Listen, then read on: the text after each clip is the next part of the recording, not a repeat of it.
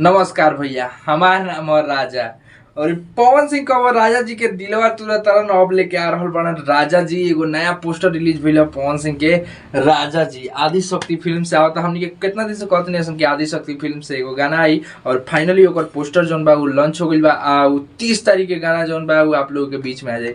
30 तारीख के तो अलगे प्लान रहल, लेकिन 30 तारीख के ई गाना एकदम माने धासु बवाल गाना जेगा राजा जी के दिलवा रहे वही टाइप के गाना बा। काहे से कि कुछ भाई लोग बालो जोन हमरा के सैंपल क्लिप भेजले रहे तो ऐसे पता चलल बा कि गाना जोन बा एकदम बवाल गाना बा। एई बा यार ओरा का कहे देखी सावन के मतलब शुरुआत बा ई लास्ट मतलब डेट बा 30 तारीख। ओकरा बाद तो 1-2 के छोड़ के 3 के सावन चढ़ जाई तो ओकरा पावर स्टार के जोन लाइव रहे में सुनल ही रहनी कि 30 के बाद सावन आई। लेकिन ओकरा पहिले अभी बीच में एगो आदि शक्ति फिल्म्स पर एगो ई प्रोजेक्ट रुक रहल जौना के हमनी के अंदाज रहल जे 27-28 हमनी के कहतर नहीं रिलीज हो चोरा और लिया। लेकिन आज वीडियो बनेलर नहीं आसा तो सुबह ही कॉलर नहीं आसा जे मनोज मिश्रा जी अगर हमनी के वीडियो देखत हैं त गाना रिलीज कर दी। काहे कि उ साउनो में चोर बड़ा सन जे चोरा लिया काहे कि चोरा के ओकरा बाद कोई ऐसा हमार 2 साल पहले रिकॉर्ड हुआ था। जाना हिसाब से पवन सिंह के लगातार गाना आवता लागता कि केहू लोग के पानी उनी चढ़त हुई या बेहोश होई लोग पानी चढ़े चाहे कुछ लागता कि अब केहू के रहे होए ना दियन मूड बने में अब समय नहीं लागत पहले समय लागत रहल। 3 दिन में हो एगो ना रहे एगो आतर देके उ आतर देके एक दिन के आतर देके एक गाना होता ठीक बा। अभी बोल बम के बवाल कितना होई काहे से देखो पहले तो तारा लोग के एगो बात पता हुई कि फिल्म जोन बा उ शूट चलत रहा दिल्ली लखनऊ में या दिल्ली में गइलन पवन सिंह एथी। अब फाइनली पवन सिंह आ गइल बना ठीक बा। तो अभी औरी बवाल जोन बा देखिए सावन के बहुत सारा गाना अभी रिकॉर्डो होखे वाला बा। अभी होखे वाला बा। केहू देखो था कि आंधी चलल बा, आंधी में एकदम लगातार गाना आवता था। केहू पोस्ट डालता माने जिए खातिर कि हाँ लोग जानो कि अभी तक ले अस्तित्व तो नहीं है बा तो लोग पोस्ट डालता कि बवाल होखे वाला बा। लेकिन उतना दिन से होखत नहीं के ठीक बा।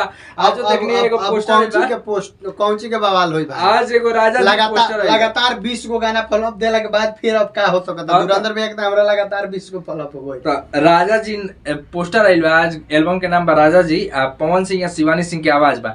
एही में कुछ देर पहले एक जना के देखनी है जैसे पोस्टर आइल बा कुछ देर अभी आज हमरा देखे से 20 मिनट ना भइल उनका पोस्टर डालले कि बवाल होखे वाला बा। तैयार हो जालो तैयार होके का करू तो तैयार से बैठल बड़ा सन के कंटेंट नहीं खे मिलत का करो सन एने ओने से कंटेंट नहीं खे मिलत तो कुछ चुरावत रसन। त बनी एक दिन कहले रहे कि भैया कंटेंट तो तू देत नहीं ख कंटेंट मतलब एने ओने से ई बकरा सन सन का बात में हत्या करे सुनी ना कहत न कहले रहे कि उल्टा बकत रसन। त भैया आगो लाइव ठीक बा अपना तोता सन के बचाव खातिर लाइव आगो ना वो लाइव लेके 2-3 दिन चलो सन तले फिर एथी खत्म हो गइल बा ठीक बा। बाकी अगर गाना के बात कर जाओ तो गाना में कुंदन प्रीत के lyrics power star Pawan Singh और शिवानी सिंह के जौन बा दमदार आवाज श्याम सुंदर जी के म्यूजिक ऊपर से अगर बात कर जाओ कि गाना में मॉडल के काम कर ले तो आस्था सिंह ठीक बा। आस्था सिंह एगो टॉप हॉट आदि शक्ति फिल्म से बवाल मिश्रा जी के कंपनी से है ठीक है। आदि शक्ति से ही 30 तारीख ले मतलब कि पक्का बाकी आ जाई ठीक बा। आज पोस्टर आइल बा कुछ देर में टीजर हो जा जाई एकदम बवाल होबे करी। बाकी सब लोग अपन राय दिए लो। खाली सावन के लेके इतना फास्ट गाना रिलीज भइल लगातार 3 दिन में 3-4 गो काले वो गाना रिलीज भइल हुआ वो लाइटर एंगल कंपनी से जो एगो पहले हिला के नाच एगो हौ गाना आइल बा ओ गाना के त कोनो जोड़े नहीं के ठीक बा। ओ गाना के बारे में हमनी के बातें ना कइल जाए इतना बड़का व्यूज माने उ ए बार चलत ओ तो भोजपुरी इंडस्ट्री खातिर एगो इतिहास एगो नया लकीर एथी हो गइल। बाकी अपन राय दियो कमेंट बॉक्स में वीडियो को लाइक कर लो शेयर कर लो। मिलता नहीं अगला वीडियो।